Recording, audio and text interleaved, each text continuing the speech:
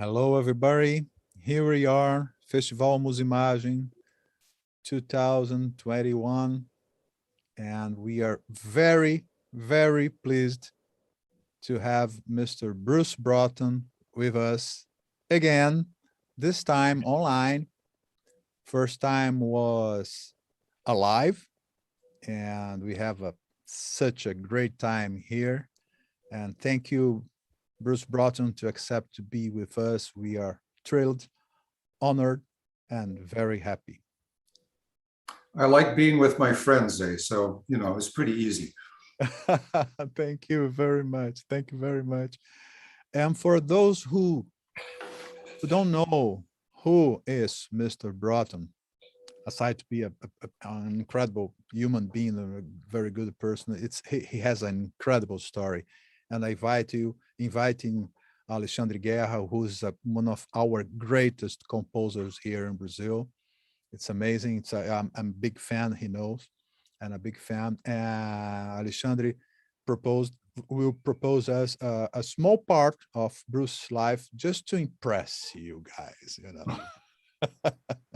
Everyone, I just got some lines about Bruce on the internet, so I'm gonna read. So in order to introduce a little bit of what he has done and all that.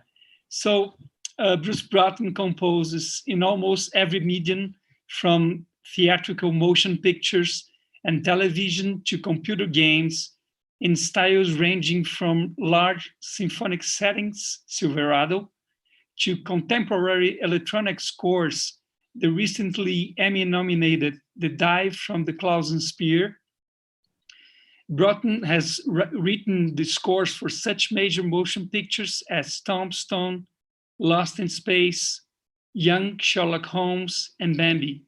With 23 nominations, he has received the Emmy Award a record 10 times, most recently for his scores to the HBO movie Warm Springs. His television credits include the main title themes for Jar and Steven Spielberg's Tiny Toon Adventures, as well as the scores for countless television series as Dallas, Quincy, Hawaii Five-0, and it goes on and on. Oh, it goes on and on. On and on. It's amazing. It's impressive. It's really impressive. Alexandre, once you are there, you can start for, just do your thing. Ask what you want, our friend. Let's have fun. Well, facing all this fantastic story in the movies, the first question that came to my mind was, after having done so much music for so many different projects, films, and series, do you still find interest to write music for new film projects? Sure. I think maybe the better question is, do I still find it interesting to write music at all? When I was a boy, I never planned to be a composer. I never had any desire. I don't think I ever had any desire to be a composer. When I was a boy, I wanted to be an animator. I wanted to work for Walt Disney and do cartoons. But I didn't do that either, which was a good thing because I wasn't very good. But my family was very musical. And so I studied piano when I was a boy. And I started getting interested in writing music when I was about 12 or 13. I wasn't very good at it, but I started. And then when I went to college, I really didn't know what I wanted to major in. Because I didn't know what I wanted to do. So I thought, well, I'll take music because music is familiar, and I'll study composition because I don't know that much about it. So I studied composition, and then I was a composer. That was pretty easy, So then I thought, well, what kind of music am I going to compose? I mean, because composing is a hard profession. I mean, you can write music and not make any money at it, and not have a career, or you can make money at it, but write the kind of music you're not interested in doing, or you can get stuck and all. Anyway, so I decided that I wanted to write music that made people feel something. I was driving in a car. I was about 21 years old, and I was listening to a song, and the song was making me feel really good, And this is when songs were really good. This was a long time ago. Anyway, so the song was making me feel really good, and I thought, I'd like to do that. I'd like to make people feel like that song makes me feel. And then I thought, and this happened very quickly, I thought, should I be a songwriter? And I thought, well, no, I'd like to write longer pieces. So I thought, well, how could I write music that would get to as many people as possible? And I thought, oh, movies. If I could get in the movies, I can get people who are in audiences and they sit in these dark rooms and the music's really loud and it's very emotional. So I'll see if I can get in the movies. So it turned out that I got a job at CBS Television, and I spent 10 years there. I worked in management. I did some composing. I started composing there, but I was basically working there as a manager. So I learned a lot about the music business. I learned about music licensing. I learned about how music works in TV shows. When things don't work well, how to change them, how to make, I learned all the ins and outs about it. And I went to other people's recording sessions. Now, this was really a cool deal because this was CBS Television, and CBS was very big at that time. And then we started to produce theatrical motion pictures. So we were hiring really big composers. We were hiring Henry Mancini and John Williams and Jerry Goldsmith, Lalo Schifrin, Lawrence Rosenthal.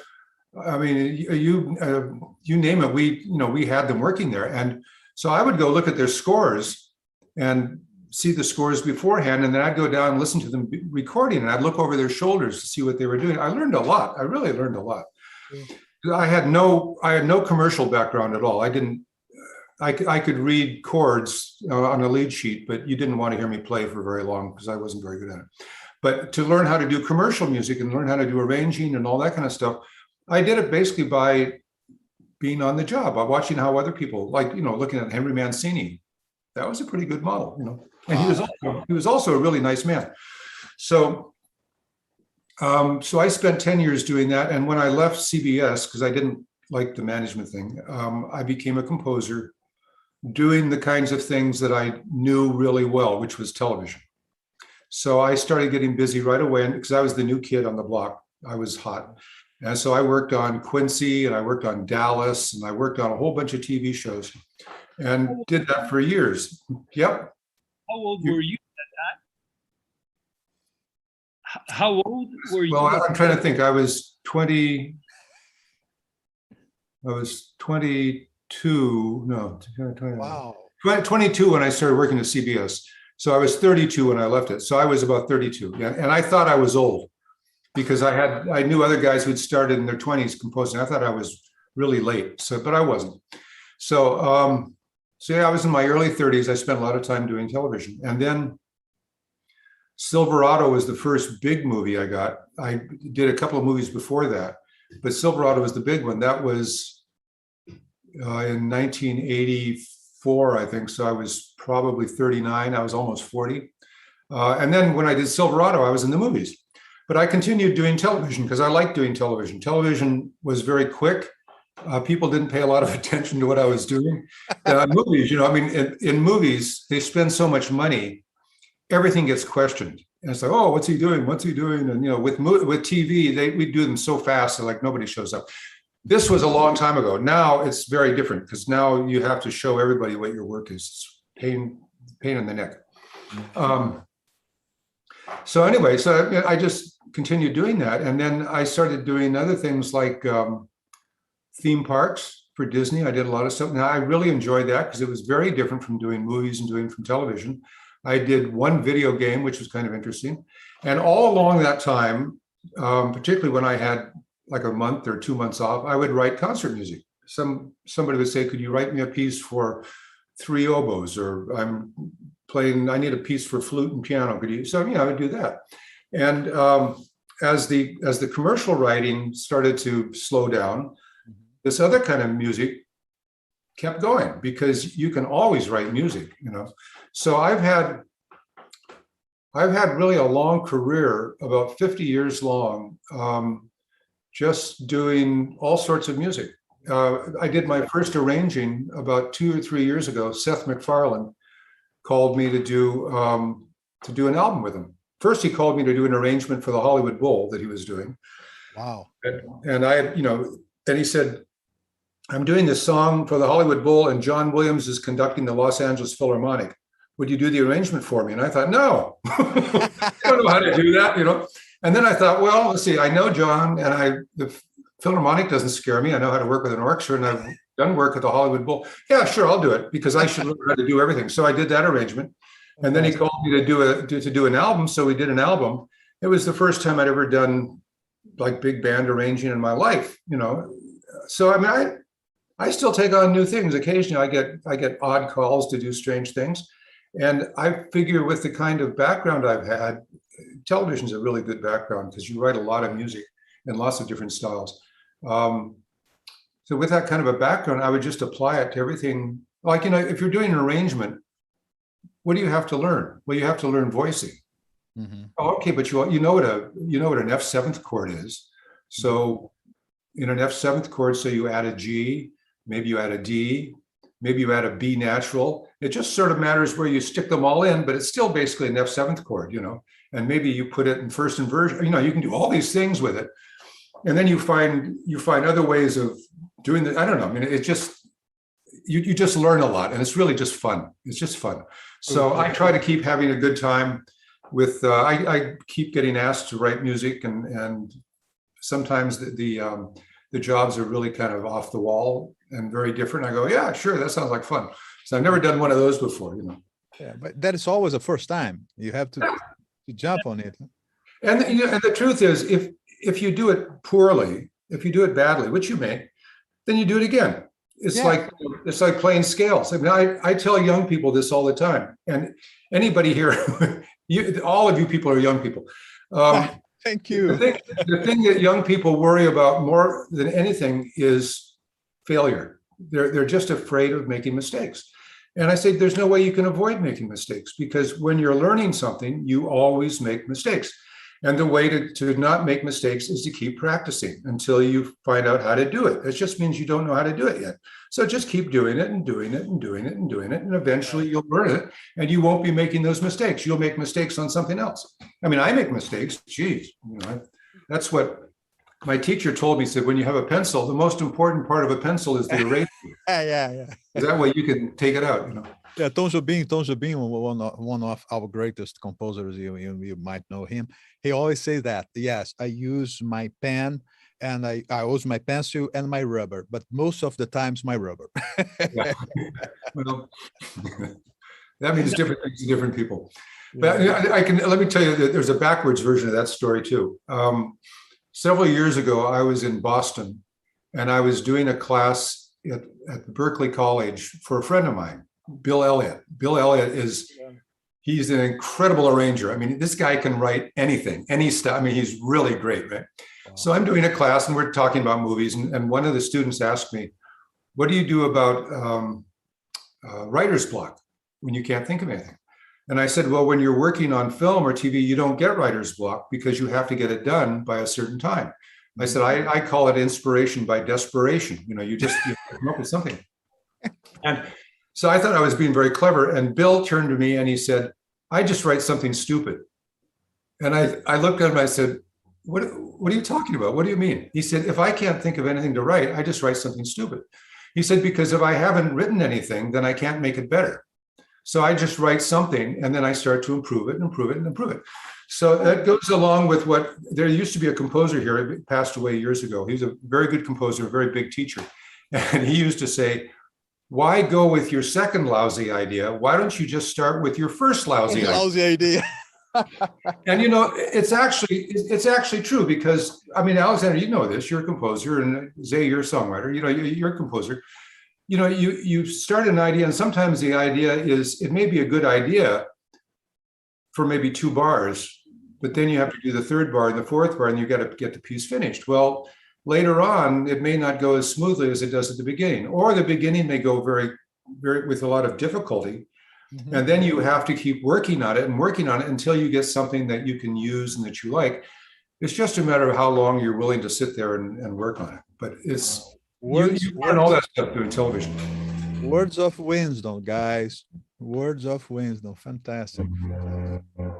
remembered you were in Brazil and we were having breakfast. And just mentioned that the experience having doing the arrangements, and you actually gave me this piece of advice, like, Alex, just jump on it, jump on every chance you have to do music. Don't be afraid. And actually this year I was invited to write arrangements for an album, and I remembered of you, and I only accepted the work because it's my field. Well, You know? thank you for telling me that, because I was doing the same thing when Seth called me. My first thing was, no, I've never done that. That's not for me. I'm a film guy, or I do concerts. And I remembered that there was a tuba player. He was he used to do, he passed away, but he was the tuba player who played Jaws and all the big movies. He was always playing for John Williams. He was playing for all the movies and stuff. And he was a very good friend of mine and a neighbor. In fact, I wrote a tuba concerto for him. And he said to me one time, he said, people call me up and they ask me if I can do something. And I always say yes, because 90% of the time I already know how to do it. And the 10% of the time I can learn it. Sure. So that's what you did. And that's what I did. Alexander, can you write this? Deep inside you go, no. And then you say, yeah, I guess it's just music. It's not, I don't have to build a rocket ship, right? I mean, I don't know how to do that. I'm just going to write a piece of music. Yeah, I can do that, and then you do it. And it probably turned out pretty good. You were probably pretty happy with yourself, Great. I think you when you get involved with something, you find your way, you try. Yeah. And I don't know, it's a matter of, you spending time enough with it and you starting to get familiar.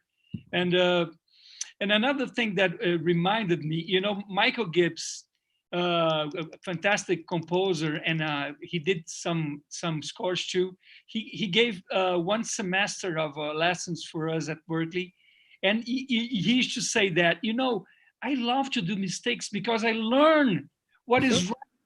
It's right. You don't gain anything, but doing one thing that you know already how to do. If you do something wrong, you have something to work for, to learn. It's very. Yeah, and there's also there's another advantage to that too, because if you keep doing the same thing, you get bored. Yeah. And you start writing boring music. Yeah. I found myself doing that, particularly doing a lot of TV shows. Sometimes you just kind of get bored, because I know how to do this. And it's when you're not sure how to do something that the energy comes.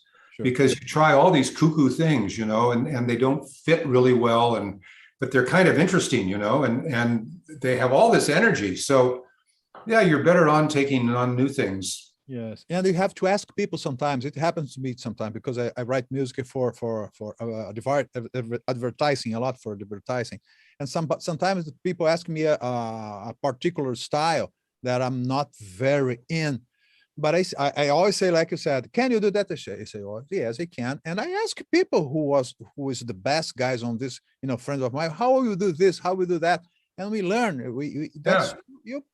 Which brings me a question, if I may, that has everything to do with all the stuff that we are talking to, but because it was so funny, I asked Christopher Young, a very good friend of yours, and I asked him, how long does it take to make a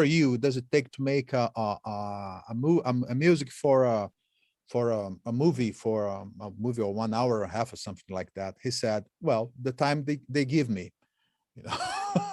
No, that's true. That's true. It's a very obvious, let's say, obvious thing, but I never thought of that because just use the time you give. You have 2 weeks, you have to 3 months, and so how you see that, how it goes in your mind when the guy says, well, have 5 months to do the music, or just have 2 weeks to do the music, how it works in your the pressure, how the pressure works on you. I think this is the question. Okay, so this is from a conversation from a long time ago. Yeah. Okay. I was having dinner with Bill Conti, the composer, Bill, and we were talking about this thing. How long does it take to do the score? And he says, I always take 2 weeks. He says, even if they give me 2 months, I'll take it 2 weeks. I know I'm going to do it in 2 weeks. So I don't do anything for the first month and a half, but I do everything in 2 weeks. So that's how long I take. So that's Bill's answer. My answer would be the same answer as Chris, but if somebody gave me 5 months, if it were a movie like Star Wars or something like that, that had a lot of music to it and had to be fairly intricate and involved, I would probably take as much time as I can. But mostly you don't get, I found I was doing a lot of movies in 2 and 3 weeks, even though they gave me 6 weeks, because I would sit around thinking about this idea and I think about that idea. Then I think, well, that isn't a very good idea. Maybe I should do this. And then I look at the calendar and go, oh God, I got to start writing. I got to start going. And then you go to the first. You go back to the first idea, perhaps. Yeah, first lousy idea, right? Yeah. So, sometimes, however, you don't really have enough time. This happens to everybody. You don't really have enough time to finish, so you have to get help. So you have to get people who can help write pieces for you. And I don't mean literally help write. I mean people who will write things for you because you don't have time to actually finish it all. And so in that case, you try to spend your time doing the music that will make the most difference in the picture, that will have your voice on it, and then give away those other things like chases and fights and things like that to other people, because that's not going to, that doesn't, they're sort of generic, it doesn't feel like you so much. I mean, sometimes you do. I've had to do that once, but mostly I could get done by myself. I think on a Tiny Toons once I needed help, so I had a friend work on it with me. But yeah, mostly I've done it myself. Well, the animations, they have a lot of music in that. It's music for forever. It takes a lot of job. Fantastic. And so, Alexandre, we want to ask something because we have a lot of people who sent us a lot of good questions, and we are trying to use our time for that. Well, I was listening to you and realizing how much of a positive guy you are, because I was remembering when I saw an interview with many, they got together many film composers in LA, and there was one thing in common. They were joking about that, but they said, the two best moments for a film composer is when he gets the job and when he sees the music on the screen with the final product. And then in between those two moments is, it's tense, it's difficult, it's crazy and all that. But I did get a different impression from you, you telling how much good time you had working, It's a lot of pressure too. For me, it's not easy. So I wanted to ask you. Writing music was never easy for me, and I have days when it's really hard. And when I say things were great, I'm leaving out a lot of stuff. I mean, I had some jobs that were really, really, really hard. They were either creatively hard or they were difficult because of the demands of who I was working for or working conditions. I mean, that stuff happens, but who wants to hear about that? The truth is, writing music is real work. In fact, somebody asked me this just the other day. Somebody had come over to the house, not musicians, somebody came over to the house, and as they were leaving, they said, so what are you going to do now? And I said, well, I'm going to go back and write some music. They said, is that work? And I said, yeah, that's work. You ought to try it yourself. Yeah, that's work. Like if the idea, sometimes I sit and I work on an idea and I work on it and I work on it and I work on it. And I think to myself, there is no way I can make this work. It's just, I found something in the universe that doesn't work, And 15 minutes later or half an hour later, or maybe an hour and a half later, it works. I mean, it's even kind of elegant. And I thought, I just hadn't figured that out before. I mean, the whole process of writing music is making choices. And sometimes the choice you don't make is so obvious to you after you find it. The choice is go up a third, Don't go down a third, you know, or don't go up a second, go up a third. Don't go up a fifth, go up a third, go up to that, you know. And Jerry Goldsmith said sometimes it's kind of weird because your fingers will fall off the keys, and you go, that's yeah, I want it like that, you know, because you have accidents that happen. I've had accidents working on a sampler, you know, where something was in the wrong place, and all of a sudden I look at it with a picture and go, man, that's a really good idea. So then, I mean, it's just an accident, but you find ways of working it out. But the process itself is real work. For authors, for people who write books and magazines, journalists, people like that, they spend their time trying to get their idea said properly. Mm-hmm. So they will sit and they will change the word over and over and over. They'll change the phrase. And if you look at their scribbling, like when they're writing their manuscripts, very often you'll see them write out a word and then write in another word and then write that word out and then write in another word. And then over here, they'll write another word with a long arrow, you know, because it doesn't always come right away. Or they'll take out entire paragraphs. Sure. I've done that too, where I work on a piece, not in a movie, but I'll work on a piece and I think, boy, this just sits there. What is the problem? And then I thought, if I take out 25 bars, I mean, that took a long time to write. If I take out those 25 bars there, I'll bet that will help. So I take it out and all of a sudden the piece works. You go, oh. Fantastic. Oh.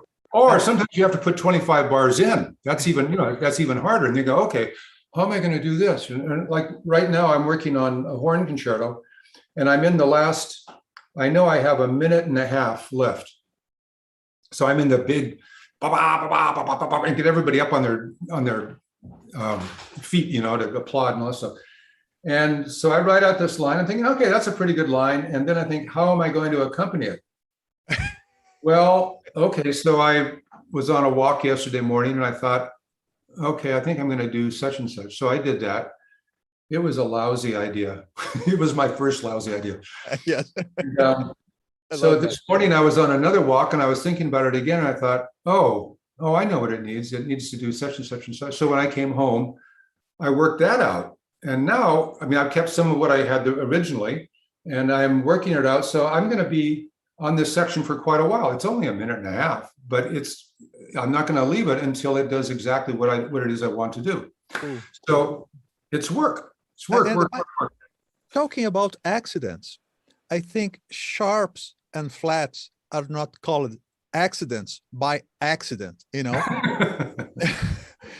Yeah, because as you say, sometimes you bump into a let's say wrong note, but it's exactly that accident that you need. But to experience those accidents, you have to expose yourself some way to make choices, to search and listen and have the ears open to those accidents and say, wow, that's interesting. You know, one of the things I like to do is you probably have it in Brazil. Sirius, do you have that streaming radio? Sure. Okay, Sirius. So there's one of their channels is called, it's a Sinatra channel. So there's a lot of Frank Sinatra and a lot of songs from the 20s and the 30s, you know, what they call the Great American Songbook. So there are some of these wonderful songs written by guys like George Gershwin, Cole Porter, Richard Rodgers. I mean, all these fabulous, you know, Irving Berlin, all these guys. And, you know, I know the songs because I've heard them all my life, but sometimes I listen to the song as though I'd never heard it before. And I listen to the first 4 bars. Then I wonder to myself, okay, what would I have done for bar number 5? And then you listen to what they do and you go, oh, that was a good solution, you know? So then I'll do that and I get, okay, so now for the bridge, what would I do for the bridge? How would I follow, you know, and then you listen to their bridge. Okay, now sometimes on some of these songs aren't all great. Some of these songs are just kind of like, you know, big deal. They have a good hook. And then you get to the bridge and you go, well, that was really a stupid bridge. I think I could have written a better bridge than that. You know, it gives you, no, but it gives you an insight into what these great composers. I don't like that bridge. Well, but I mean, it's like, well, I mean, the thing that got me thinking about that was I was reading about George Gershwin a long time ago. That's fantastic. And somebody said that somebody came in to, the guy said somebody came in to see him as he was working on The Man I Love. And I thought, The Man I Love? He had to work on The Man I was, The Man I Love is. I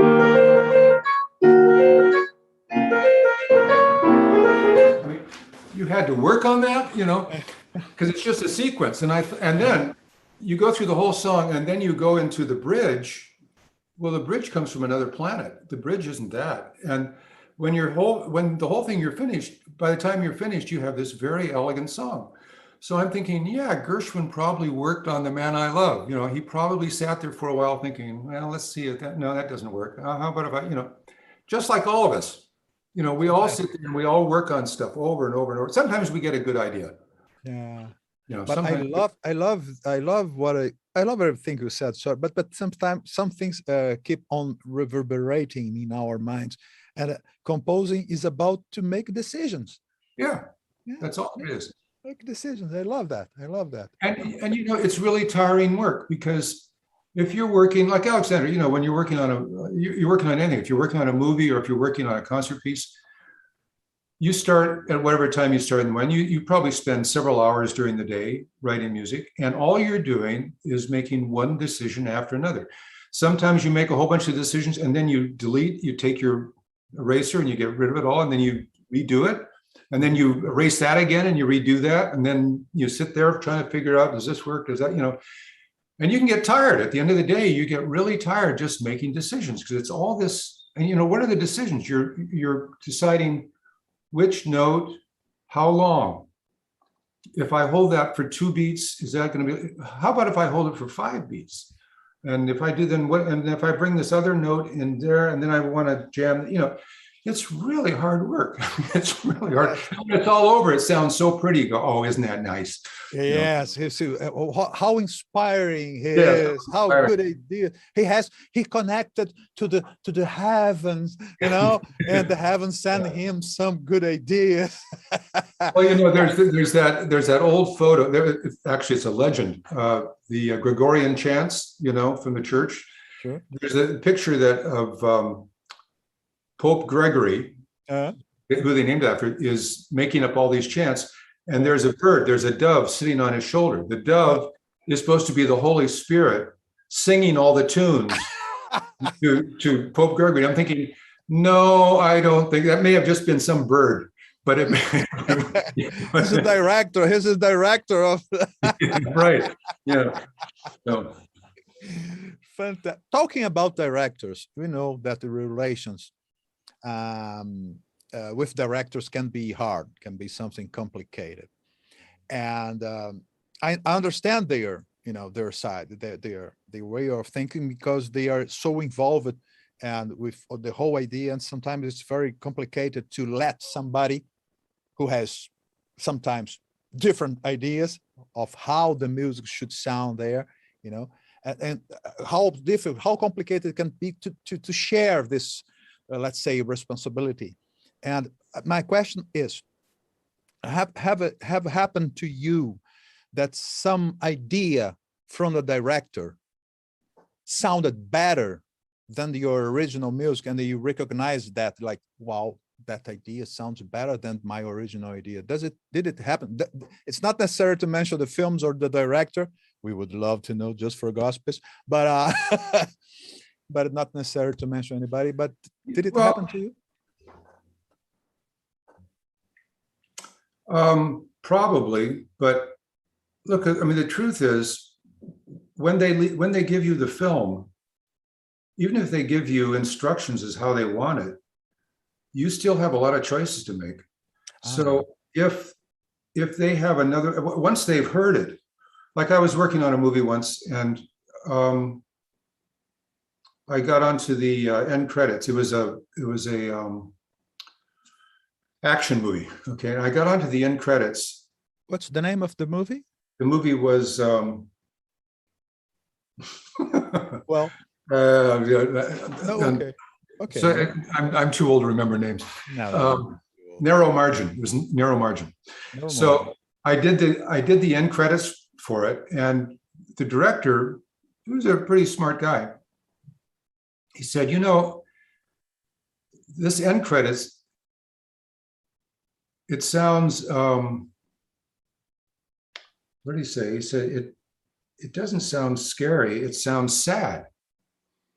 And I said, really? And so I listened to it and I thought, yeah, I can see that. You know, I mean, to me, I thought it was pretty good. But to him, he's saying, no, this doesn't sound scary. They're supposed to be scary. So I said, okay, let me redo it. So I went home and I redid it. And I think, okay, this is going to be my scary stuff. You know, I came back the next day and I played my new end credits that were now scary. And he said, wow. He said, that's great. Can you make the main title like that? No. So I had to redo my main title, you know, not that I don't care. I didn't really care because, look, I mean, here's the thing about directors. We were talking about composers before, talking about the hard parts. And the one thing I was thinking of, Alexander, when you were telling this, is that composers like to whine a lot and they like to complain a lot. They like to say, oh, my job was so hard. And, you know, and the directors, they didn't understand me. My agent doesn't understand me. Only my mother understands me. My mother was a director too. So, yeah, there are those types too. But the thing is about a director, the director, first of all, has the responsibility financially of making a profit, you know, and it's not his money or her money that they're spending. They're spending somebody else's money, and it could be $20,000, it could be $20 million, it could be $200 million. I mean, who knows? I mean, it's all this stuff, and somebody wants to see their money come back. So that's a lot of responsibility. Every morning they wake up thinking, oh, well, you know, all this. And then they've got a producer, they've got to get the right cast, they got to get the right script, they've got to get the right cinematographer, they got to get the right composer, they've got all these things. And they usually, or they often cannot get the people they want first because they're not available, you know. Like I want Tom Cruise. Well, Tom Cruise isn't available, so I'm going to go with, I don't know, somebody else. But there's only one Tom Cruise. So right there, they're always changing they're having to change their vision, such as it is, depending upon who they have and how well they can work with this person. So when a director says to me, I want it like such and such, if I have another idea, which I think is helpful to him or her, then I'll say it. I'll say, well, okay, I said, that's a good idea. What if we were to do such and such or so-and-so? Now, this is my job to help the director out, right? So maybe it's something that they didn't think of. And sometimes they go, yeah, that's actually a good idea.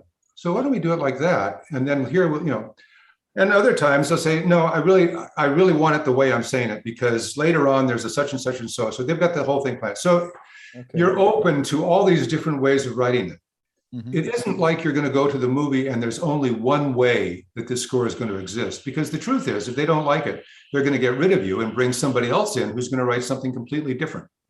And, you know, and no matter what they said to you, they're going to say something to this other person, and it's all going to be different, because music has this huge range. So when you ask me, did they ever want something else because I wrote it wrong, and did they make it better? I've had several times when they wanted something else. Like one time I was, actually I have two stories to tell you on this one. There was one time I was working on a movie. He was a wonderful, it was a comedy, and he was a great director, really a nice man. The movie was called So I Married an Axe Murderer.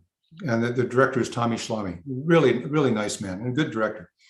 So I'm up there doing my thing, and he walks out as I finished rehearsing, and he said, hey, Bruce, that's not what you said you were going to do. I said, oh, really? What did I say I was going to do? Well, this was going to be a jazz piece, remember? Because we got the jazz group right before it, and then you were going to keep the jazz going and blah, blah, blah, and all that kind of stuff. And I said, oh, yeah, oh, right.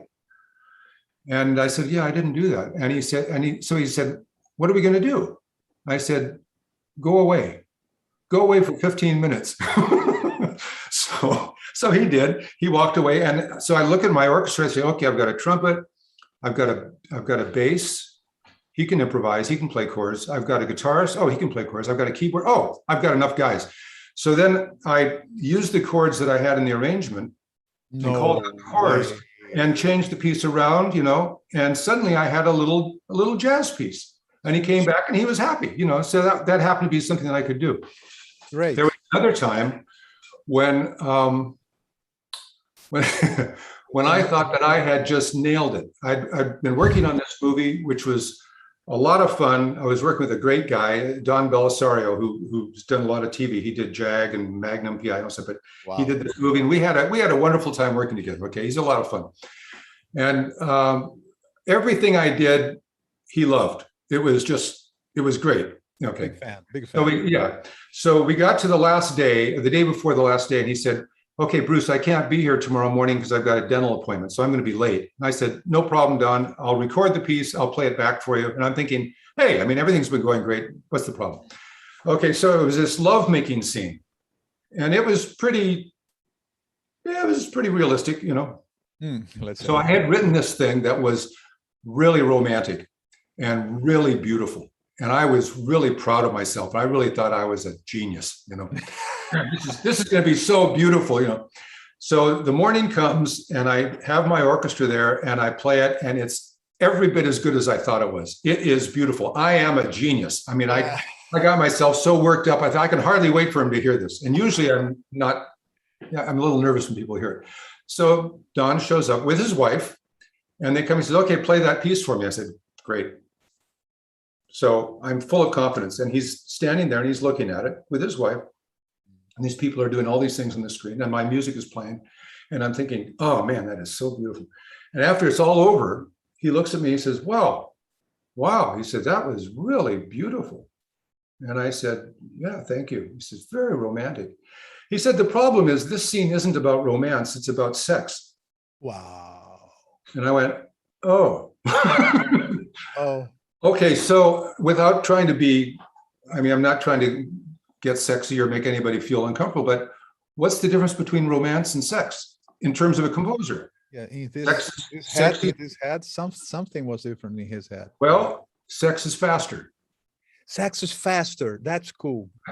So one of the things I had to do was, and now I'm just thinking like a composer. I'm not thinking like some guy in love. I'm just thinking about how do I get this job done? So I'm thinking, okay, it's faster. So I need to speed the piece up. If I need to speed the piece up, that means I've got to add bars because otherwise I'm going to be short. So I add my bars, I speed it up. And again, I look at it and I think, okay, I've got I need to get a saxophone in here and I need to get a guitar in here. I need to get something that's more contemporary and, make it not so beautiful French horns and flutes and all that kind of stuff. So ethereal or something ethereal like that. Yeah. So you did that on fly? Yeah, sure. Well, I had to hire somebody. So it took an hour to get somebody to come over and play it. But yeah, we did it on the fly. And you do that stuff, right? So was he right? Yeah, he was right. It was his movie. Even if I disagreed with him, it was his movie. And I was going to do it the way he wanted because why wouldn't I? Because I want to work with him again. So yeah, they'll ask you to do things that sometimes you don't see, and you do it, and they're happy. So you're happy. Maybe it's not the score that you liked, but they're happy. And then weirdly enough, you hear 10 years later, somebody sends you an email and said, that score you did, the one you don't like, that's one of the best scores you ever wrote, one of the greatest scores of the century. That's beautiful. Okay. That's beautiful. So, the composer's opinion, the director's opinion. Yeah, well, Tim Rescala, you might remember Tim Rescala, one of our colleagues of Musimagem, one of the greatest composers here, and not just in Brazil. I credit him, in my opinion, he's one of the best composers all around the world. And he has a question here. What do you think about the texture, the sound, this character of the music, of the nowadays music for movies, this textural sonorities, instead of melodies that most of the music for audiovisual and movies they are using. Well, what do you think about this? It's hard. It's not my thing. My thing is to write music, It sounds like music. I used to use a lot of effects in my music, a lot of percussion things, a lot of instrumental effects. But once sound design, which is the term for what you're talking about, once sound design started to become important, I realized that my music, the things that I was doing in my music could get mixed up and run counter to what the sound design is. So I just went back to just writing normal music. Having said that, I've seen some scores that were really effective. There was a movie a few years ago called Arrival about a spaceship. that shows up. Marvelous, And marvelous. it was a sound design score by The name who guy is dead here. can't think of his name. But What's the name, Alexander, of the composer of that film, The Arrival? he was the Icelandic guy. It's Yeah. Irish guys in it. Was an Anyway, Irish. it was. I thought it was a terrific score. There were probably 5 notes in it, like Yeah, one. yeah. But the way, Yeah. that's a really good hook. It's a really good. So hook. I mean, that's an infuriatingly good hook. I've thought about that one a lot. But anyway, so in this score, I thought that his score was spectacular, and that it made me feel as much as I would feel from anything that Jerry Goldsmith or John or Lalo or anybody would have done. So I thought, if I were transformed into a 20-year-old young composer just getting started, I would probably look into that kind of music, sound design, to make it into music. Now, that's not exactly what the question is. The question is, what do you do? At least I think the question is, what do you do when you're the composer and you have a film full of sound design? Or if you're a composer who is a sound design kind of composer, how do I feel about that? If it works, I don't care. If it doesn't work, it doesn't matter whether it was written with a violin or whether it was written with a kazoo. I mean, it doesn't work. I watched a score the other night. It was a comedy, and it was done all electronically. It was done by, can't think what his name is. See, I'm telling you, this is terrible for names. But anyway, it was a really interesting job. Even a spot where a couple was trying to be soft with each other and talking about their relationship. There was this electronic score behind it. It didn't have any melodic stuff. It was just basically textures, and actually it worked. I thought it worked well. So it wasn't the kind of score that I would do. I saw another score a couple of weeks ago on TV that, again, wasn't the kind of score that I would have done. But I thought it was really good, and I was grateful that I didn't have to do it because this guy had done a really good job. So I don't know. I mean, if the score works, what does it matter how it's done? Johan Johansson. Johan Johansson, that's right. Yeah, he was terrific. Terrific. And, he had a really good dramatic sense. I mean, it's one thing to be a good composer, but if you don't have a good dramatic sense, you shouldn't be doing this kind of music. That's very interesting, because we were talking about composing Tim Rescala, and we are talking about composing, and this limits, this bounds between, let's say, music and effects or noise or something like that. And this limit, it's a very how to say that, it's a very gray area between the limits between the music and the sound effect. It can be, but if, as you said, if you have a dramatic sense and you know how to organize these sounds, let's say, let's call generically sounds. If you find a way to organize the music with the sound effects together to make some impression, or to help the director to tell the story, that works. Did you see the movie No Place for Old Men? No Place for Old Men, no. It's done by the Coen brothers. Did you see that, Alexander? It's all their scores are done by Carter Burwell. I don't remember the film, but the name is very familiar for me. Yeah, it's a really good movie, but Carter does all sorts of weird things. I mean, sometimes, like in True Grit, he wrote a big Western score, sort of a traditional Western score. In this thing, if you saw the score, you probably would think there was about 2 minutes of music in it, because that's the only stuff that actually sounded like music. What he actually did was there was a pile of music in it, which I didn't know, because he had turned into sound design, and there was stuff that was like, in one scene he was trying to match the vibrations of a refrigerator in a gas station. Wow. And so when you look at that scene, you're not aware of the music at all. But if the music were not there, you would probably be aware of it. Now, that's way off the charts for something like what I would do, But this guy's good, and he comes up with really original ideas. Sometimes I like the score, sometimes I don't, but I very often go, wow, that's really an interesting approach, So you take a guy like John Williams. John is really well known now. I mean, he's a very old guy, but he's really well known for doing a certain kind of music, which is spaceships and maybe sharks, but it's all that kind of symphonic stuff.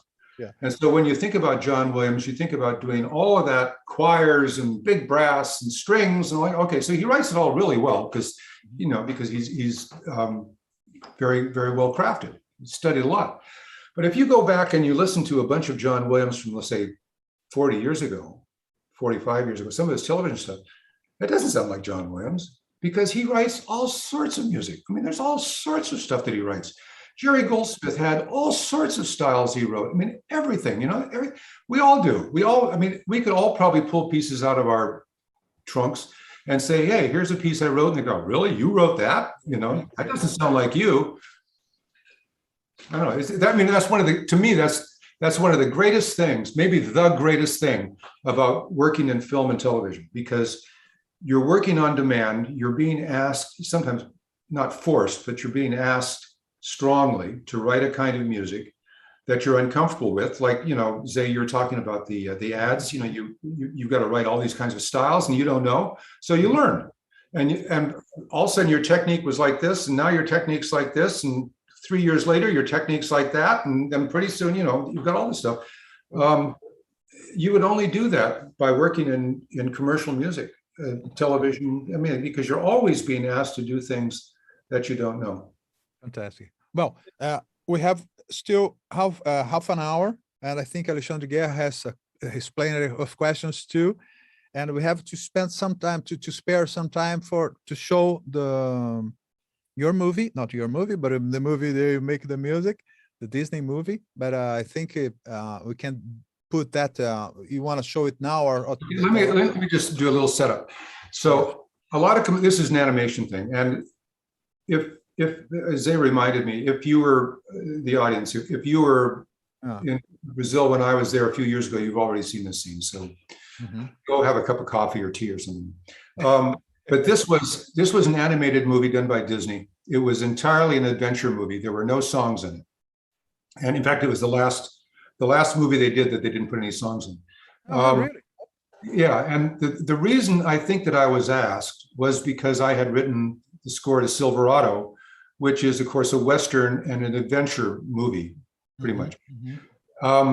They were very nervous. No songs either. With no songs either. Silverado doesn't have any songs. No songs. No songs. And they were really unsure that I was going to say yes, because a lot of composers, at least at that time, didn't like to do animation. And as I said earlier, when I was a boy, I wanted to be an animator, and Walt Disney was my hero. So getting asked to do an animated movie by the Walt Disney Company was, yeah, I said, yes, I'll do your movie. I'd love to do your movie. Yeah. I'm specializing in animation. It was great. And it turned out it's a really good movie. It is. I have one sweet little story to tell you that a few years ago, 5 or 6 years ago, I was in a hair salon waiting for my wife to have her hair done. And the girl who took appointments was about 20 years old, very pretty girl. And she walked up to me and she said, I just figured out who you are. And I said, oh, really? Who's that? Trembling. Well. And I didn't remember. And she said, you're Bruce Brougthon. You're you're Bruce Brougthon. You're a composer. And I said, why do you know this? She Right. said, because you're the composer of my favorite movie when I was a child called The Rescuers Down Under. And That's I used to watch that, and my brother used to watch that over and over and over. I just loved the music on that movie. And then she had a CD. She said, would you sign my CD? Okay, so I found out that years later, these little girls and these little boys all become adults. And I've heard people over and over and over and over talk about how much this music meant to them. But so this scene, this is one of the biggest scenes in the movie. And we're going to play it first with no music, so you can see what it actually looks like, and then we're going to play it with the score. Yeah, unluckily, guys, we could not show the whole scene, which takes something around 6 minutes. Yeah. And it's amazing how you just because when we see the scene without music, it's a shock. Most of the people, and this is one of our biggest goals in our association, is to show people that the music doesn't blossom out of the movie. You know, some guy makes that music, you know, and it's a shock when the people sees just, you know, the flat movie just with some dialogue sometimes and some sound effects without music. And I say without any fear, and I affirm without any fear that the music really is 50%. It's 50-50. Let's be even. I think it's 50% of these kind of scenes, if not the whole movie, you know. And so, guys, you're gonna see it unlikely just 1 minute before the algorithm and the artificial intelligence of the YouTube shut us down. But it's a much bigger scene, you know, it's much bigger scene. Then the way you help to tell the story and to conduct all the feeling of the audience is fantastic. We have the chance to see the whole scene there, you know, back in our festival, but it's still, even with 1 minute, it's amazing. And so I asked the guys from our background, which I have to thank you very much for the wonderful work, by the way, just to put the film without the soundtrack first, please.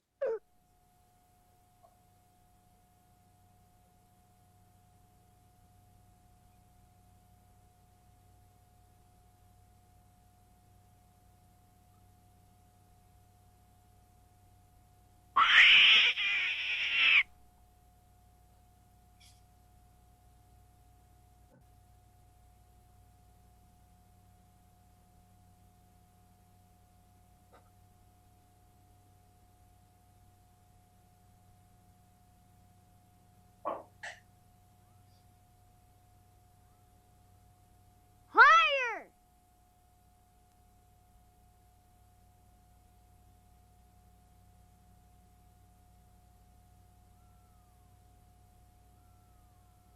Whoa!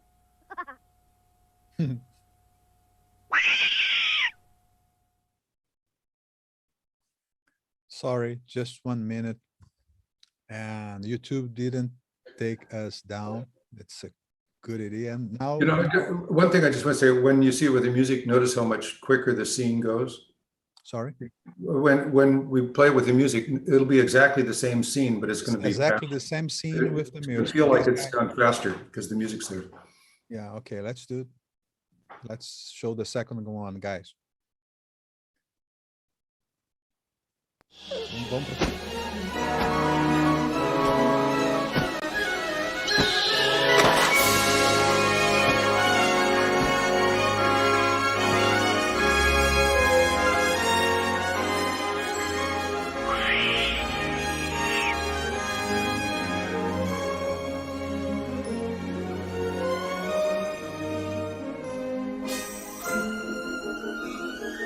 Higher!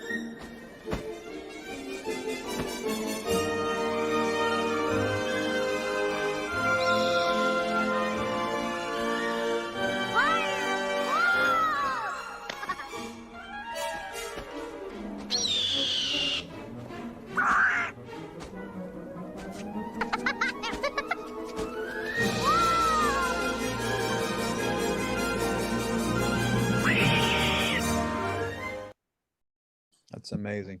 Okay, I don't want to be rude, but I'm going to tell you, the music's in the wrong place.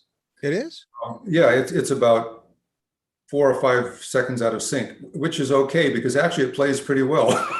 Not bad. That's my Yeah, like mistake because I when, did. when the eagle pops up out of the cloud, it goes, "Wonk," and I thought, oh, wow, that was lucky, So Oh, well, lucky. I'm sorry. I'm so sorry. no, it's okay. It's okay because it's sort of a little lesson, Sometimes the music is even better when it's not so specific. But anyway, and just an observation here. I don't know if in 20 years anybody will be in a hairdresser there and ask for a composer of one of these films with textures and say, "Whoa, you were Mr. blah blah blah who make that nice texture of the scene that I was growing up with." I don't know, because the melodies are so catchable. It's so. In 20 years, if somebody comes up and asks me that, I will be very grateful. I will be so old. I'll be happy to talk to anybody. Just don't care. That's cool. Alexandre, it's on you, my friend.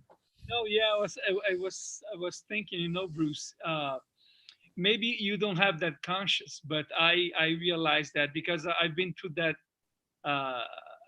experience. When I started to write concert music, it was a decision because I thought if I have some place to put my desire into what I want to create, I'll free my music for films. I won't be as attached to them, and I would address my energy of creation for my own stuff.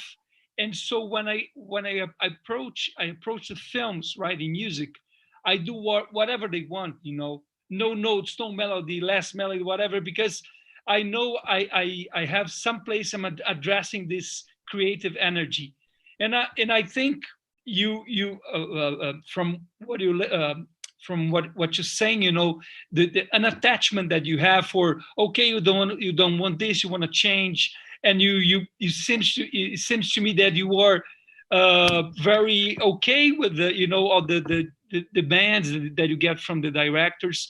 You're not too attached to what you've created. That's the impression that I had about you. Is that correct? Yeah, mostly. I mean, I there was one scene on Silverado that I had to redo, and when the director told me why, what it was is I just misunderstood the scene. I just didn't get it. I mean, I thought it was about this, and instead it was about that. So for his telling of the story, I really had to do it more his way. So once I changed it, it was fine. I did that once again on another, actually it was a Western, a TV show. I got to a scene and I was playing it for the director before we recorded it. I was doing one of those mock-ups. And he says, "No, that's not right. That's not supposed to be like that." And I said, "Well, I did it because of such and such." No. So that's not, the character does it, and again, I didn't understand it at all. So I made a mistake based upon not understanding the film. So in those things, you pretty much have to change them, I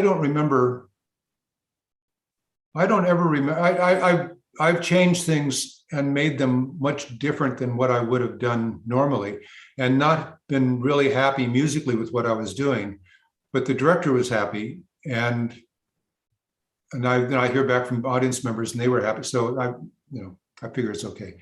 When I'm doing my own music, that's different, because when I'm doing my own music, I've learned in the last couple of years actually to be really, really, really critical and to not let things go. The difference between a movie and doing a concert work is that a movie is entirely accompaniment, and you're there to support a story, and you're there to help tell a story. Well, let's face it. I mean, we all know composers who don't write very well, and we've heard a lot of really bad scores, but the movies are pretty good. So even a bad score is not going to hurt a good movie, Whereas for a concert piece, a bad piece is a bad piece. It just is. And there's no movie to help you out. There's no pretty girl who walks in the last scene and, or the butterfly, whatever it is. Yeah. So when I'm working on things now, if a phrase doesn't go right, or if something doesn't play right, or if the voicing isn't right, I'll change it. I mean, I'll take things. I was working on a piece a couple of years ago. I was working on a trombone concerto, and I actually replaced an entire movement because I couldn't stand what I'd written. It was just not right. I listened to it about a year later, and I thought, well, I should have gone with my first lousy idea. I should have rewritten it rather than toss the whole thing out. But whatever it was, I mean, so I rewrote the whole thing. I've done in the last several years, the last 4 or 5 years, because of Zoom, I guess, I've done a little bit of teaching. I've done some teaching at universities, UCLA, USC. I teach at the University of North Texas, most often by Zoom now, but sometimes I go there. And I have people coming in with an hour's lesson, showing me their music. And they have some of them are pretty good at what they do, and some of them are not very good at what they do, and some of them are just beginners, and some of them, have a pretty good technique. And always I find myself having to ask the question, why did they do this? Because whether it's a good idea to me or not, it's something that they chose to do. Why did they do this? Why did they put that note there? Why that instrument? And so until you can solve that question, you can't really help them out with their piece, because maybe their technique has nothing at all to do with you. You still have to figure out, why does this not work the way, and when you look at their piece, you can see how the whole thing is supposed to work. And so you help them out that way. So after helping people solve their problems on writing, you realize that when you're working on your own music, you have to be your own teacher, and you have to solve your own problems, because it's all problem solving. It's all problem solving. Even if you can't get an idea, it's problem, write something stupid. You got to solve your problem. So I try to look at my music now in a non-emotional way and try not to identify with it. I try not to beat myself up and say, oh, you're so stupid and you're so untalented and all that kind of stuff, because I have done that. Look, I mean, I'm just like everybody else. Somebody asked Jerry Goldsmith one time, and Jerry Goldsmith was my idol. I mean, I thought Jerry was great, everything. So somebody asked Jerry Goldsmith one time, what's the first thing you think of before you start a score? And Jerry said, I think that this is the score that they're going to find out that I really have no talent. So, I mean, everybody goes through that, everybody goes through that. So what I try to do away with that. I try not to have my students get anywhere close to that idea, and rather say, this is a problem, and here are some tools you can use to help solve your problem. Now go away and solve your problem. And so I do the same thing to myself. This is a problem. I didn't solve my problem. And so I sit there and I work on it and I work on it and I work on it. And sometimes it happens very quickly. And sometimes it takes a very long time. And sometimes I get a little down going, oh, this is real. And then when I solve it, I feel really great. I feel, oh, wow, look at this, So, I think you could call Jerry Goldsmith, in your case, once you like him a lot, Jerry Godsmith. Goldsmith, well, yeah, no kidding. Oh, isn't it? I mean, when I worked at CBS, the music department was upstairs, and we had this huge recording studio downstairs. Huge, just really huge. It used to be Republic Studios, where they used to do all the Westerns, and CBS bought it. Anyway, so they would do movies down there. And I remember I walked down one time with some friends before lunch, and he was recording a movie. It wasn't a CBS movie. He was just recording a movie. I had never heard anything so beautiful in my life. Wow. On a recording stage. It was so beautiful. The scene was nonsense. What he was, I couldn't even tell you. Yeah, I would tell you, but I'll tell you it. Anyway, so then I walked into the booth to hear what it sounded like recorded. It didn't sound like that. Oh. It wasn't as good in the booth as it was for real. And then I went with a friend to see the movie after it was gone. It was even worse.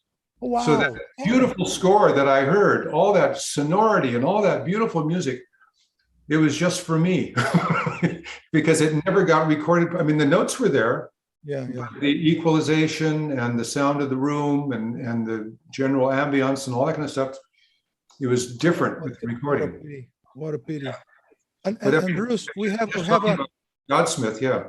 Anyway, Goldsmith, we have Yeah. a good question here from João Batista. He says, yeah, you were the conductor of some Miklos Rosa soundtrack re-recordings. One of them even just had the album re-released, Julius Caesar. Great.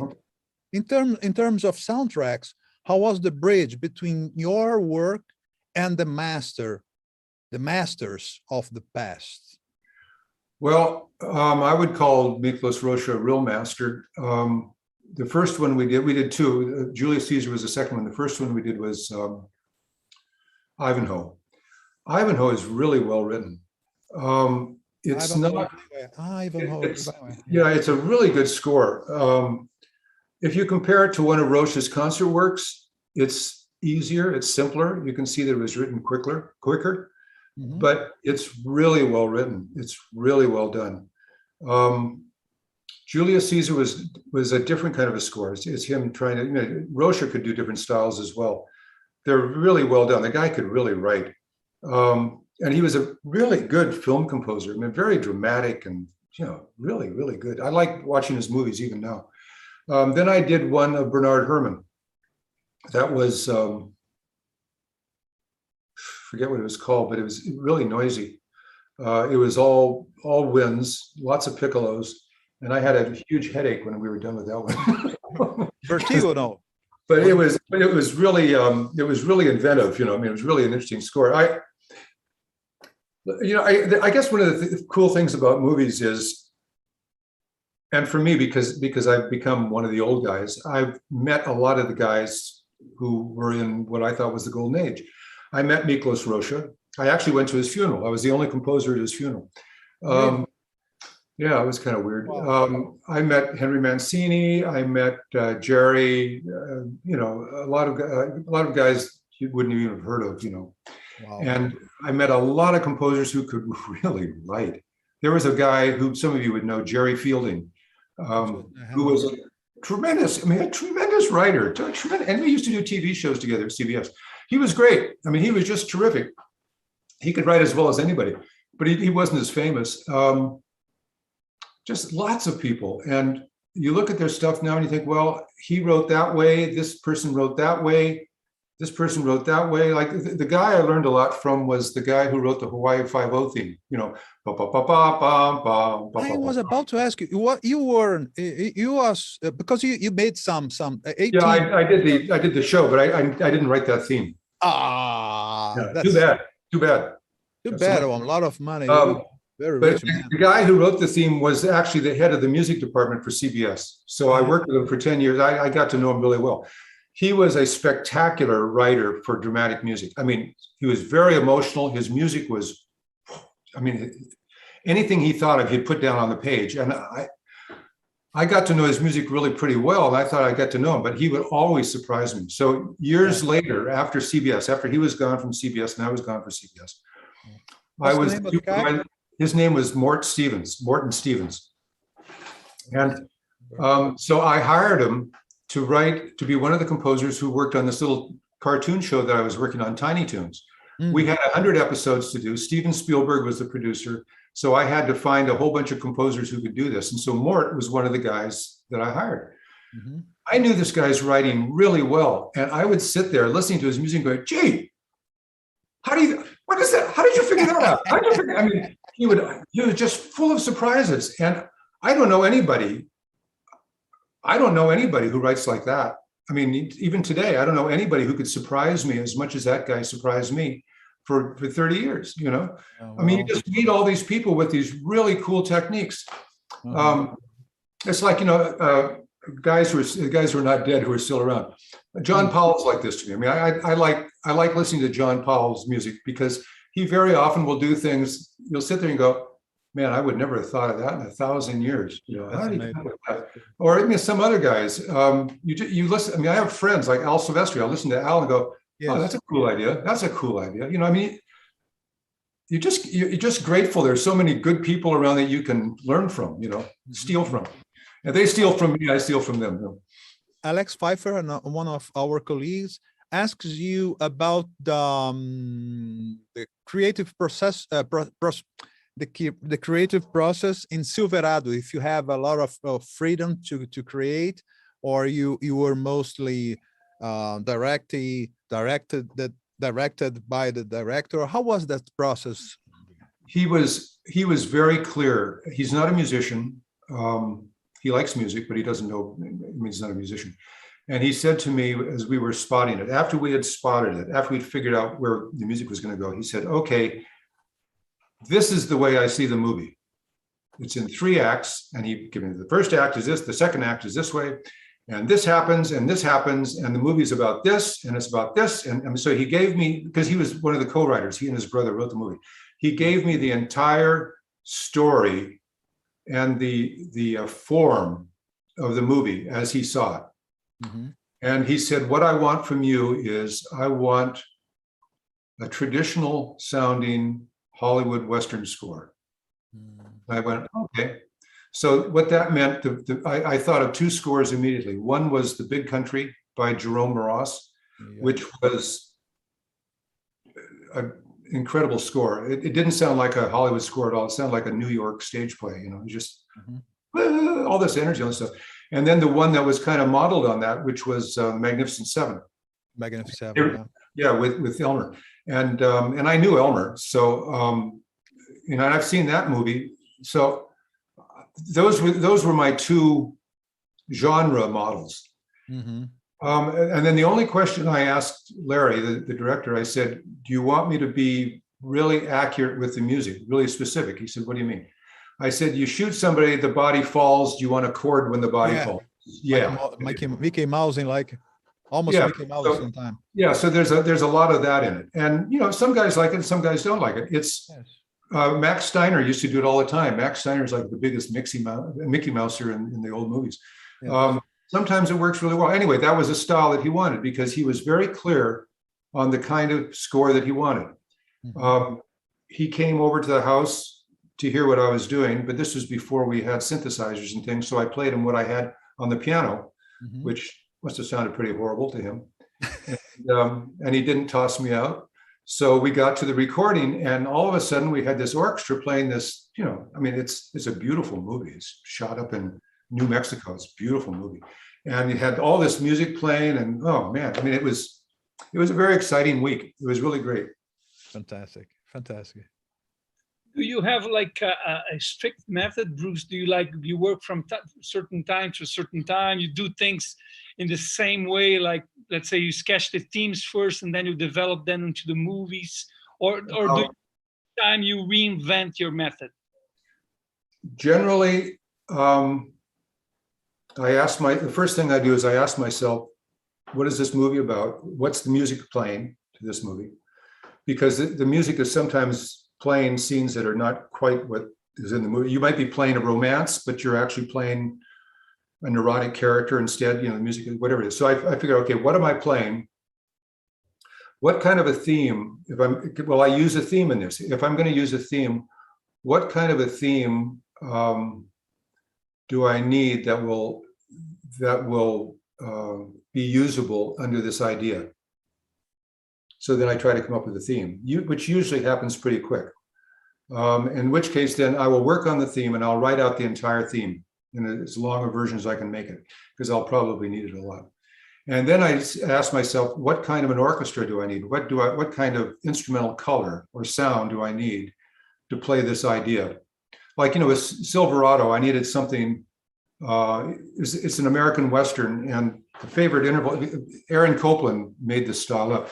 The most useful intervals in Copland are the fifth. So I use 2 fifths. You know, and that's basically the beginning of Silverado. The other thing I noticed in Silverado was that it was very straightforward. There were bad guys and there were good guys. There was the family, there were the friends. It was all black and white. It was like an old movie because he was trying to make what was like an old movie. And so I thought, okay, there's no room for counterpoint in here. This is all, the guys are really strong. I mean, all the actors, I'm 6'2". All the actors, Kevin Kline, Kevin Costner, the 4 heroes, and Brian Dennehy, who played the bad guy, was like 4 inches taller than I was, and about 300 pounds bigger. They were all these guys were bigger than I was. So, I mean, they were all big people. And so I knew that the theme had to be big, heroic. It had to have some sensitivity to it because the family was a big deal into it. And I wasn't going to use a lot of counterpoint. The next movie I did, Young Sherlock Holmes, was about a kid who lived in his head. So all of these ideas are going on in his head. That movie is full of counterpoint. Silverado has 2 themes. Young Sherlock Holmes has about 7 or 8.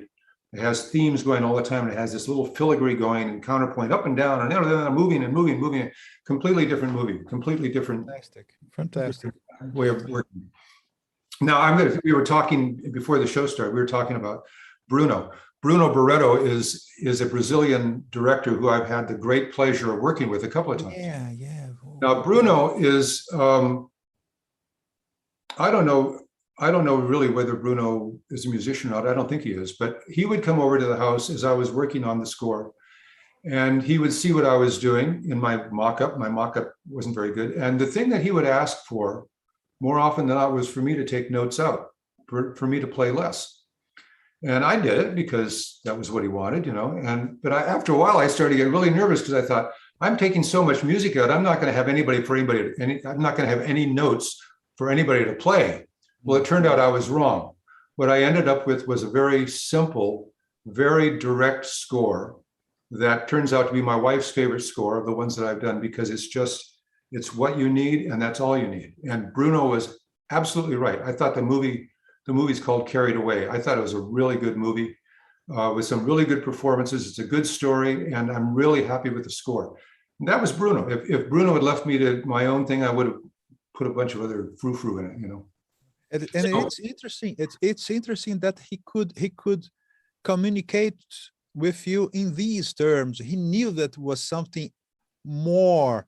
He asked you to take the things off instead of because he wasn't feeling it. He wasn't feeling it. And we're playing synthesized stuff where you can't feel anything. But he knew that it was just too much. It was getting in the way of what he was trying to do in his picture. The movie is very. It takes place on the plains in Middle America, so it's very flat landscape, and it's not a big emotional movie. It's very restrained. So playing a very direct score and holding back is really a good idea. And so I owe that to Bruno. That was, the directors know what they're doing. When I worked with him, was the same thing, and he said that the melody explains a lot, and sometimes it resolves things that he doesn't want to be resolved, because when you maybe develop the melody, you give in answers, you are developing and he said to me, I want you to keep it, the questions, but don't give the answers. If you give away too much melody, you're filling in with information that I don't want. So he did the same with me, He kept on taking things out, and I had the same fear as you did when I went to conduct in the scoring stage. I was a little bit, embarrassed because the music was, there was not much left to be recorded. But I know what you mean. Well, so Alexander, as a composer, we all want to show off a little bit. We all want to write a beautiful melody and beautiful harmonies and things. And part of the job when we do this kind of work is we have to take things out. We have to just get it down to the simplest elements.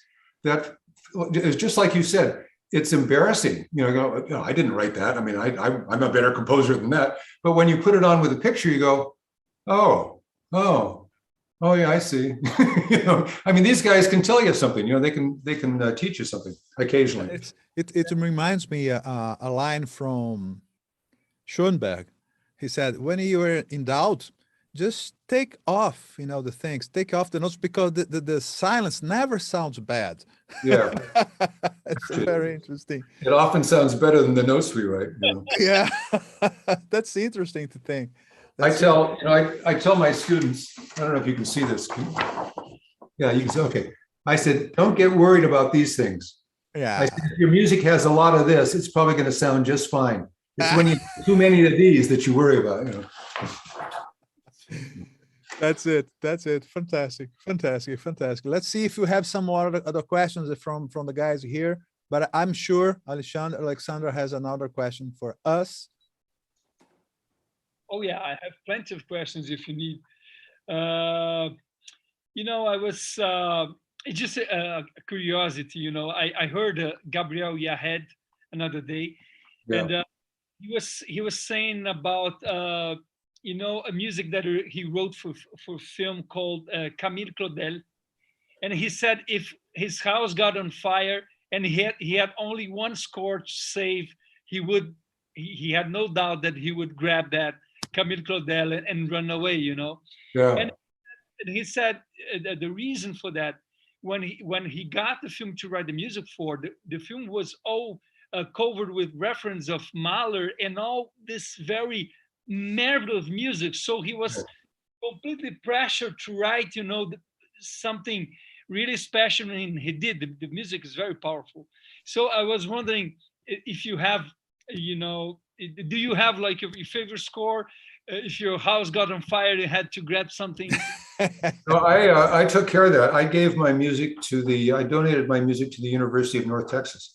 So scores like Silverado, Young Sherlock Holmes, things like that, they're all in the library at the University of North Texas, where they're being scanned, and eventually people will be able to see them online. Fantastic. They have a terrific music school there. They have a great jazz program. But yeah, I did that. And the scores that I haven't sent are the ones that I've created since then, and they're all in my Mac Pro down here on the floor. They're all, so if something happened and my house was on fire, I'd grab my Mac Pro and make it to the car, Fantastic. And Bruce, what would you say to young guys that's starting to compose for films, or not even the young guys, even the senior guys that starting to write for movies nowadays? What would you say to them? Well, I mean, don't say give up, please. No, I wouldn't say that. No, I try not to discourage people. I believe in having a good musical education, because you're going to be called upon to do a lot of different things, like we were talking about earlier. Mm-hmm. But I think the biggest thing that I've learned, and when I've made mistakes in music, it's mostly because I didn't remember this, is that you're not there really to write music. You're there to help tell a story.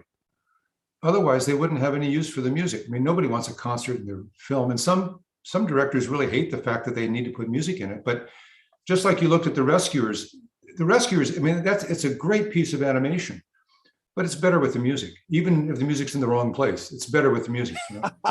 So thank you. It's there to help tell the story. And so before you write any scene, before you add any music to anything, you have to say, why are we putting music here? What am I going to do to make this scene more understandable? Can I make it more romantic? Can I make it more sexy? Can I make it scarier? Can I make it, whatever it is? And usually the word that you're adding is going to be an emotional word. And I think that's one of the big differences between writing whatever you want and writing for movies, because you're just always trying to tell a story. And sometimes it's really easy.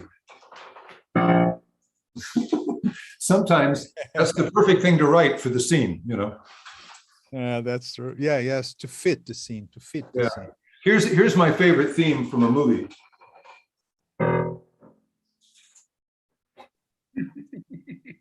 Yeah. Jaws. Right? Ah, sure.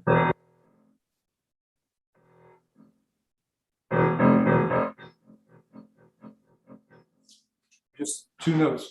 And I understand, I wasn't there, but I understand that when John Williams played that for Steven Spielberg, Steven said, "You're kidding, right?" But that's two notes, and there's no symphony. I mean, what he ended up writing was terrific, but there's no symphony in it. There's not nothing like that. And he's not showing off. He's doing something that is so invisible to the audience that it's going to take take them maybe the whole movie to figure out that they've been worked by these two notes over and over and over and over and over again. You know, it's pretty brilliant. Oh, Tim Herscala pointed that the notes you took from that movie of Barreto's movie, you could use in the next movie of him. You know, he wouldn't notice, and it's Yeah, okay. Well, there's 12 of them. We use them a lot. Okay, guys, I think we are finishing of this fantastic talking. Let's call it a talking, because it's a lesson, it's a class, it's a masterpiece. It's fantastic. I learned a lot. Yeah, sure. That's for sure. I'm very, very, very happy with our talking, and I would like to thank you guys and let you to give your last words. Not last words. It sounds a little creepy, but the final words of this. Well, if you've learned anything, that's great, because Lord knows I've learned so much from so many other people. I've learned by looking over people's shoulders. I've learned by being on sessions. I've learned by studying scores, by listening to music, sometimes watching my friends, sometimes from my students. I learn things from my students. You just learn. But it's not often you get to do something like this where you're among a bunch of people that you really like. I mean, I've done things like this, but I don't know the people, whereas I had the opportunity a couple of years ago to actually meet you guys. Yeah, we did. And I still stay in touch with some of you. This has been really a lot of fun. I mean, I really had a good time. Thank you, Alexander, for all your comments, and Zay, you're spectacular on this stuff. Yeah, I look forward to the time when I get down there again, or you all come up here. One at a time. Well, Alexander, okay, you can go first. I wait. No, it's what it was great about it is because when you share with us not your success but your failures, your doubts, the problems and the mistakes you've done, it's like it's a comfort. It's everybody goes through this this in their career, so it's very kind of you to be so human, to be so friendly, to be so nice. We all go through the same stuff. I mean, like I'm looking at your picture right now, and behind you, you've got an Apple screen playing patterns on. I know it's an Apple because I have the same pattern. Yeah. So we all use the same material, right? Like my piano over here has the same number of keys as yours do. We all use the same thing. We all go through the same problems. We write different music because we're different people, but it's all the same. I mean, everybody gets bummed. Everybody gets like, oh, I'm so stupid, I'm so untalented, and then you work it out. But it's basically just problem solving, and making mistakes is your way to finding the answer to the problem. I mean, I finally figured that out. So you make your mistakes. That's good. I make my mistakes. So it's a process. Thank you so much. Oh, thank you. You guys. Thank you so much, Alexander. And see you around, man. See you around, guys. And thank you so much, you guys that are listening to us live here, and the rest of the guys that will be there for the replay. We're gonna keep this meeting on YouTube for replaying for 1 year or something like that, and so we can share a lot. Great. Okay. Great. Thank you. Okay. Thank you. Tech guys, you can just kick us out. Okay. There you go. Bye-bye.